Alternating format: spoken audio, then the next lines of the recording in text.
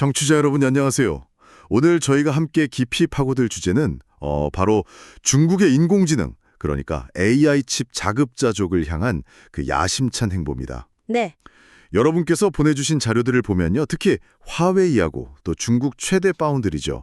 SMIC, 이들을 중심으로 한 생산량 확대 계획, 그리고 엔비디아의 강력한 대항마로 떠오르는 캄브리콘 같은 이런 자국 기업들의 부상에 대한 내용이 많았습니다. 네, 맞아요.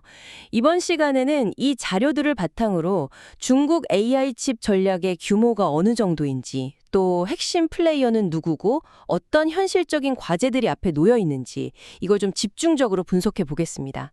자, 이 복잡하게 얽힌 이야기 한번 풀어가 볼까요? 네, 아주 흥미로운 주제입니다. 현재 글로벌 AI 칩 시장은 아시다시피 엔비디아라는 거인이 거의 압도적인 영향력을 행사하고 있잖아요. 그렇죠. 그런데 여기에 미국의 그 강력한 수출 통제라는 변수가 딱 더해지면서 중국으로서는 이제 자체적인 기술 개발하고 생산 능력 확보가 그야말로 생존의 문제가 된 거죠. 아, 생존의 문제다. 네, 아이러니하게도 근데 이런 위기 상황이 캄브리콘 같은 중국 토종 기업들한테는 오히려 전례 없는 어떤 성장의 기회가 되고 있는 그런 형국입니다. 위기가 기회로. 네, 그래서 오늘은 바로 이 지정학적 긴장하고 기술 경쟁이 만들어내고 있는 굉장히 역동적인 상황, 그 속에서 중국이 어떤 큰 그림을 그리고 있는지 좀 자세히 들여다보겠습니다. 좋습니다. 가장 먼저 눈에 띄는 건 역시 그 생산량 목표입니다. 중국이 내년까지 전체 AI 프로세서 생산량을 현재의 3배 수준으로 늘리는 것을 목표로 하고 있다는 소식인데요.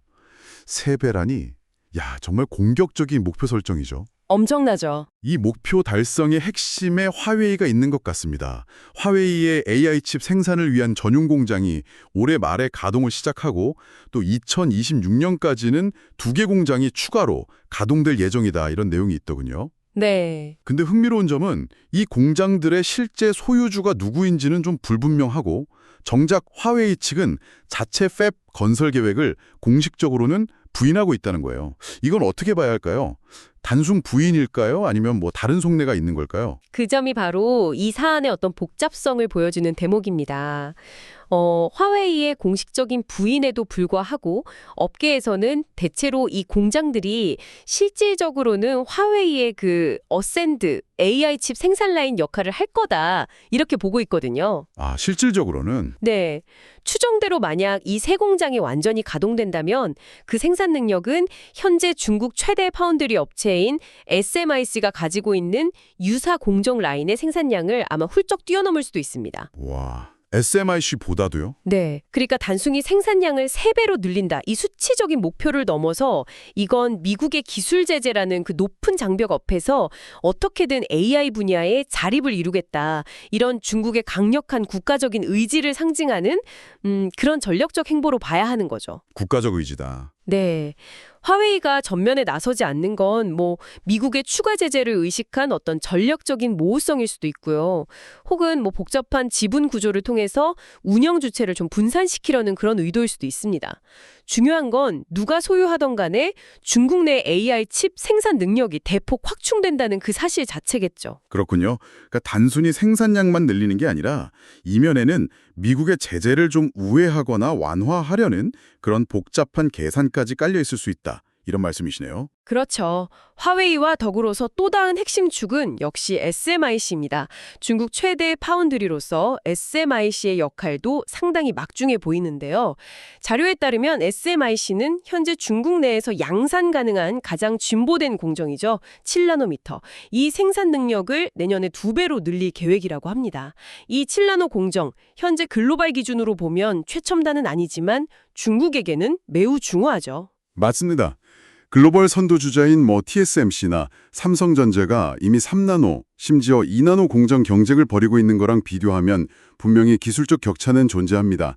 7나노는 사실 몇 세대 뒤처진 기술이죠. 네, 그렇죠. 하지만 미국의 제재 때문에 최첨단 EUV, 그 극자외선 노광 장비 도입이 딱 막혀버린 중국 입장에서는 현재 자력으로 안정적인 대량 생산이 가능한 가장 높은 기술 수준이 바로 이 7나노입니다. 아, 현실적인 최선이군요. 네. 따라서 SMIC의 7나노 생산 능력 확대는 중국 AI 칩 생태계 전반에 아주 중요한 의미를 갖습니다.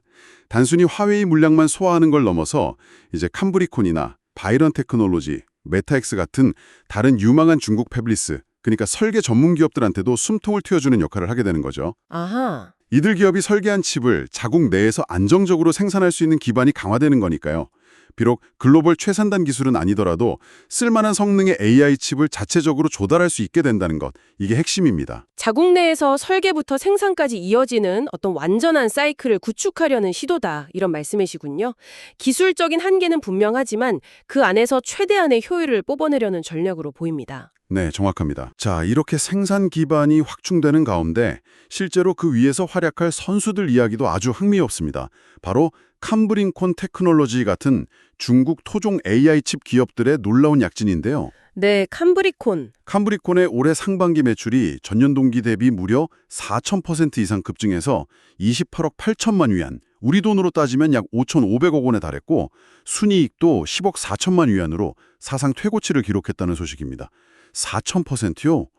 와, 정말 입이 벌어지는 성장률인데요. 네, 4,000%라는 수치는 정말 경이롭죠?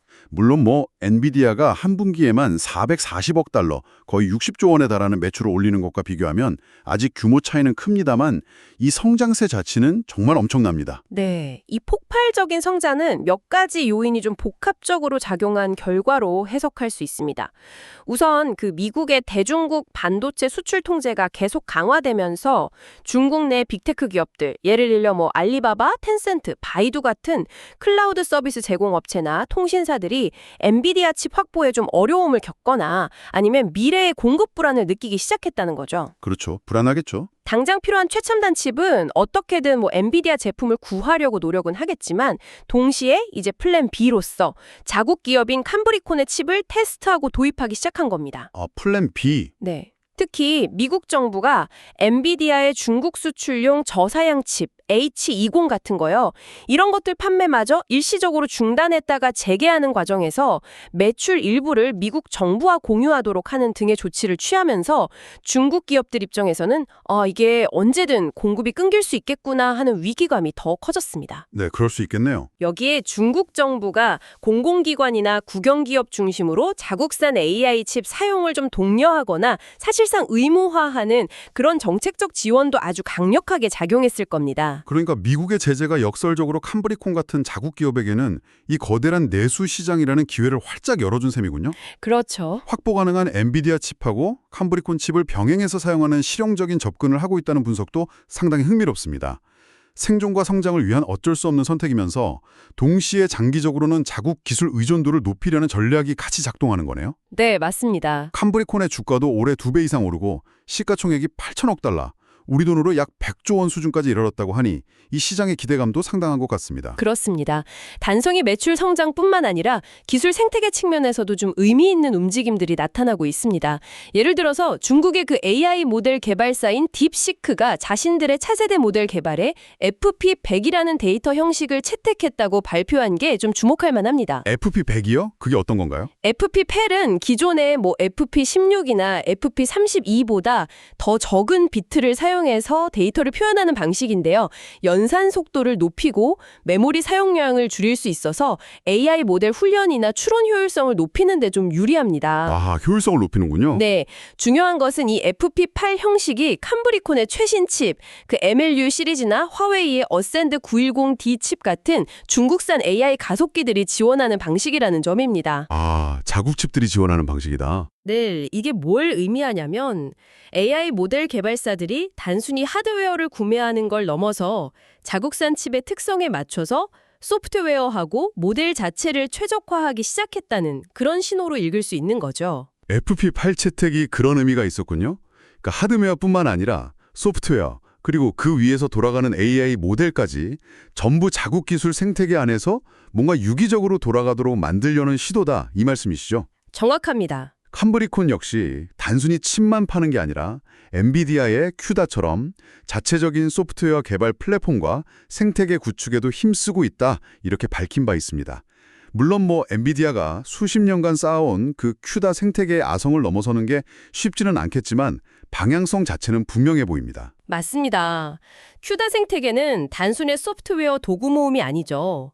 전 세계 수많은 개발자가 아주 익숙하게 사용하고 있고 또 방대한 라이브러리, 최적화된 도구들, 활발한 커뮤니티 지원까지 갖춘 그야말로 거대한 성벽과도 같습니다. 그렇죠. 성벽이죠. 후발주자인 캄브리콘이나 화웨이가 단기간에 이걸 따라잡거나 대체하기는 정말 매우 어렵습니다. 딥시크의 사례처럼 일부 좀 선도적인 기업들이 자국칩 최적화에 나서고는 있지만 여전히 대부분의 복잡한 AI 모델 훈련은 성능과 안정성이 검증된 엔비디아의 GPU 클러스터에 의존하고 있는 게 현실이거든요. 여전히 현실은 그렇군요. 이 최근에 약 6억 달러 규모의 추가 자금 조달 승인을 받았고 또 바이런, 메타엑스 같은 다른 AI 칩 스타트업들도 총 30억 달러에 달하는 IPO 전 투자 유치에 성공하면서 연말 상장을 목표로 하고 있다는 이런 소식들은 중국 정부와 시장이 이 분야에 얼마나 강력한 의지를 가지고 자금을 쏟아붓고 있는지를 명확히 보여주는 거죠. 정말 동전의 양면 같습니다. 한쪽에서는 눈부신 성장과 막대한 투자가 이루어지는데 다른 한쪽에서는 넘어야 할 기술적, 생태계적 장벽이 아주 뚜렷하게 존재하는 상황이군요. 네. 현재 중국의 AI 칩 기술 수준은 캄브리콘을 포함하더라도 여전히 엔비디아에 비해서는 몇 세대 뒤처져 있다. 이런 평가가 지배적입니다. 성능, 전력 효율성, 그리고 아까 말씀하신 소프트웨어 생태계까지 고려하면 그 격차가 상당하다는 분석인데요. 그렇죠. 이걸 좀 더 와닿게 비유하자면 마치 K리그에서 아주 유망한 팀이 갑자기 다음 시즌부터 프리미어리그 우승 경쟁을 해야 하는 상황. 약간 이런 거랑 비슷하다고 볼 수 있을까요? 잠재력은 있는데 당장 경쟁하기에는 뭔가 좀 체급 차이가 느껴지는 거죠. 아주 적절한 비유 같습니다. 현재 드러난 성능 격차도 물론 문제지만 더 근본적인 질문은 과연 이 격차를 미래에 좁힐 수 있느냐? 즉, 기술 발전의 지속 가능성에 있습니다. 지속 가능성. 네. 여기서 다시 미국의 수출 통제가 발목을 잡습니다. 특히 그 7나노 이하의 초미세 공정 구현에 필수적인 네덜란드 ASML의 EUV 노광 장비. 이거 수출을 미국이 강력하게 통제하고 있잖아요. 네, 그렇죠. EUV 장비. 이것이 없다면 중국이 독자적으로 5나노, 3나노 같은 차세대 공정을 개발하고 양산하는 것은 거의 불가능에 가깝습니다. SMIC가 7나노 생산 능력을 2배로 늘린다고 하지만 그 다음 단계로 나아갈 길이 사실상 막혀 있는 셈이죠. 그 다음이 문제군요. 네. 물론 중국이 EUV 없이도 기존의 DUV, 심자외선 장비를 활용한 멀티 패터닝 같은 기술로 7나노급 또는 그 이하 공정을 구현하려는 시도를 하고는 있습니다만 이는 수율이나 비용 측면에서 한계가 좀 명확합니다. EUV 장비 확보 문제가 결국 중국 반도체 기술 발전의 아킬레스건이 될 수 있다. 이런 얘기군요. 단기적으로는 기존 기술로 버티면서 생산량을 늘릴 수는 있겠지만 장기적으로 보면 글로벌 선도 그룹과의 기술 격차는 오히려 더 벌어질 수도 있겠다. 이런 우려가 나오는 이유네요. 맞습니다. 하드웨어뿐만 아니라 소프트웨어 생태계 문제도 다시 한번 짚어봐야 할 것 같습니다. 쿠다의 벽이 그렇게 높다면 중국 기업들은 어떤 전략으로 이걸 극복하려고 할까요? 뭔가 뾰족한 수가 있을까요? 쉽지 않은 과제죠. 크게 보면 한 두 가지 방향으로 접근하고 있다고 볼 수 있습니다.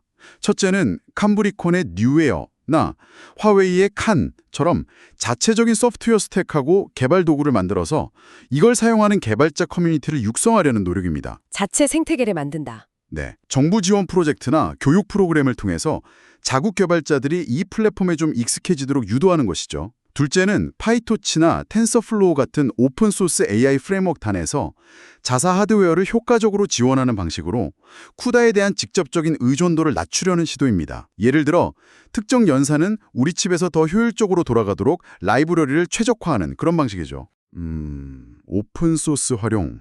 하지만 아시다시피 개발자들은 익숙하고 검증된 도구를 선호하는 경향이 아주 강하기 때문에 새로운 생태계로 유인하려면 단순히 성능뿐만 아니라 사용 편의성, 안정성, 또 풍부한 문서와 지원 등등 정말 많은 노력이 필요합니다. 단순히 칩을 만드는 걸 넘어서 개발자들이 그 칩을 가지고 놀 수 있는 놀이터를 얼마나 잘 만들어주느냐, 이게 관건이라고 할 수 있습니다. 놀이터를 만들어줘야 한다. 흥미로운 표현이네요. 오늘 이야기를 종합해보면 중국의 AI 칩 자립 노력은 정말 거대한 국가적 프로젝트라는 생각이 듭니다. 당장 내년까지 생산량을 3배로 늘리고 화웨이와 SMIC를 중심으로 생산 기반을 아주 공격적으로 확충하고 있습니다. 네. 이건 뭐 명백히 미국의 제재에 맞서서 기술 자립을 이루려는 강력한 의지의 표현이고요. 그렇습니다. 그 과정에서 이제 캠브리곤, 바이런, 메타엑스 같은 자국 패블리스 기업들이 정부의 전폭적인 지원과 또 내수 시장이라는 기회를 발판 삼아서 폭발적인 성장을 보여주고 있죠. 특히 캠브리콘의 그 4,000% 매출 성장은 이런 흐름을 아주 상징적으로 보여주는 사례였습니다. 네, 정말 상징적이죠. AI 모델 개발사들이 또 FP8 같은 새로운 데이터 형식을 채택하면서 자국 칩에 최적화하려는 움직임, 이것도 생태계 성숙의 신호로 볼 수 있고요. 하지만 동시에 냉정한 현실도 존재합니다. 현재 기술 수준은 여전히 엔비디아 같은 글로벌 선두주자들과는 상당한 격차가 있고 특히 그 EUV 장비 부재로 인한 미래 첨단 공정 개발의 불확실성 그리고 쿠다라는 강력한 소프트웨어 생태계의 벽 이게 중국이 넘어야 할 매우 높은 허들입니다. 정확합니다. 결국 현재 상황은 거대한 국가적 지원과 내수 시장을 등에 업은 자급저족의 강력한 추진력 그리고 지정학적 제약 및 기술적 난관이라는 현실의 벽 사이에 아주 팽팽한 긴장 관계다 이렇게 요약할 수 있겠습니다. 긴장 관계군요. 네, 중국 내부에서는 분명 의미 있는 성과와 발전이 빠르게 이뤄지고 있지만 글로벌 시장 전체를 놓고 보면 엔비디아와 같은 기존 강자들과의 경쟁 그리고 기술적인 의존 관계는 당분간 지속될 수밖에 없는 그런 복잡하고 역동적인 국면입니다. 앞으로 이 균형이 어떻게 변화해 나갈지 또 중국의 이 담대한 실험이 과연 어떤 결과로 이어질지 우리가 지속적으로 주목해야 할 중요한 과제라고 생각합니다.